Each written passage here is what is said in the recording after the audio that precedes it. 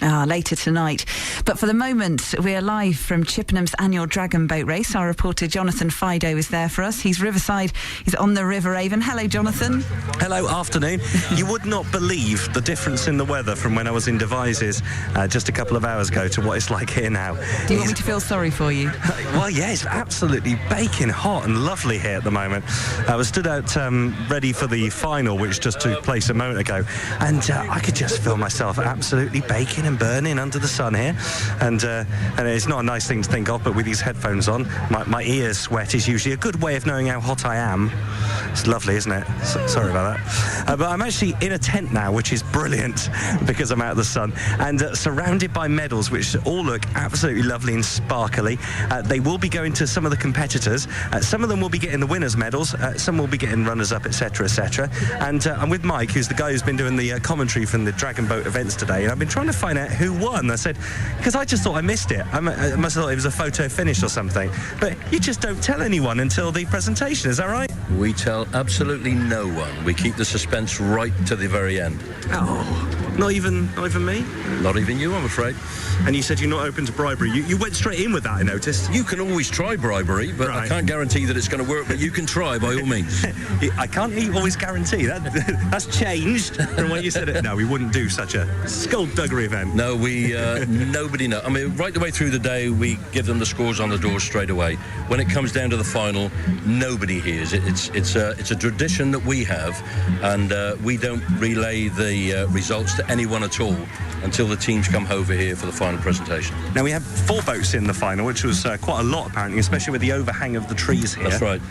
Now, you've been to other events. You said there's one you do in Kent, which has 12 boats in the final. We do a big event every year, a big charity event every year at Buell Water in Kent. I believe I'm correct in saying it's probably the largest in Europe. Goodness. Last year, we had 110 teams take part on a weekend, and there we were having a 12-boat final, which is quite spectacular. But this is pretty good, isn't it? Today, absolutely amazing. We were a little bit concerned today. Some of the tree overhang we were a little bit concerned about, so we got our safety marshal to check it, and we decided to go run ahead with the 4-boat final. On paper, there was nothing at all between the teams, but you never can tell what's going to happen. But we had 4 teams come over the line today. Very, very close finishing indeed. As I say, the standard seems to have been pretty good, and the turnout, excellent. The standard today with all the teams, I mean, not just the way the teams have performed, but the team spirit, everything has been absolutely brilliant today. This is our 3rd event down at Chippenham, and we love coming down here. The atmosphere that we get down here, brilliant. And as I say, the standard's been absolutely fantastic. And fortunately, after a bleak start this morning, they say the sun shines on the righteous. Well, it's certainly done so this afternoon. It's absolutely amazing here. Absolutely, absolutely. And the colour as well. Some of the people, there's Super Mario over there. There's someone who's just got a mask completely covering their face. That must be hot. We've had everything here today. Believe me, we've even had one team racing in gas masks. No. I believe you. Believe me, that's the truth. But no, the atmosphere, the way the teams take part, and the lengths that they would go to, and what they will dress up in.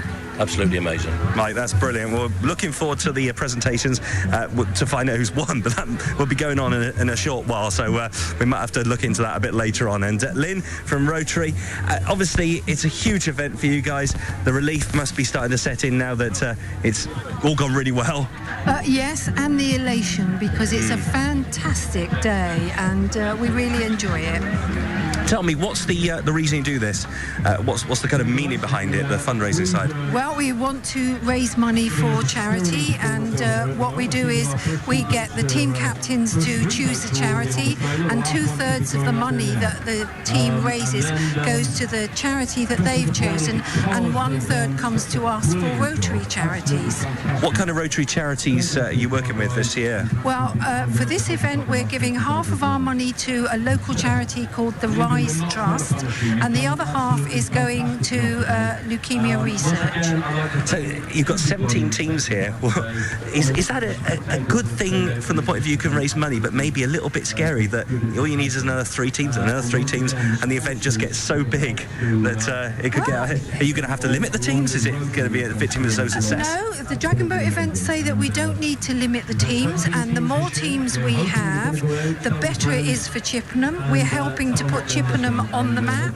It's a place where things happen. It brings money into the town. So we just hope that the event will grow and grow. Excellent, excellent. Well, obviously it's been a lovely day here weather-wise, and the people watching seem to have enjoyed it as well. When are you going to start planning for next year? Probably tomorrow. That's brilliant. Lynn, thank you very much, and thanks for having us here today. You're welcome. You don't know one, do you? No, not yet. You do, don't you? No, waiting to find out. Did they not even tell you? No. Oh, it's just Mike who knows, is it? Yes. Right. I'll tell you what, I hold him down, you tickle him. How's that? Okay. So, the bribery thing, I can't afford that. So that's the only way we're going to have to go with it, Laura. Are you going to be entering in a team next year, Jonathan? I have to admit that I was actually tempted to this year. Me and I just hit myself in the head with a bungee rope. That was a bit stupid trying to get out of there. Sorry about that. Surprised myself. You're starting your excuses early to get out of this next year. That's not a very good start, is it? No, I did actually look into it because I was given a form, and a few of my friends were looking into it as well. And it does look like absolute fun. The only trouble is, it's a little bit like everything, London Marathon, all the rest of them. You, I think, have to do some kind of fitness training. I don't think you could just get into one of those boats and expect to do well. It looks pretty tough, but great fun. Especially if you're taking on any of the guys and girls from the army, yes. Absolutely, yes. Brilliant, Jonathan. We'll leave you to enjoy the rest of Chippenham's annual Dragon Boat Festival. Thanks very much. Thanks very much. Our reporter, Jonathan Fido.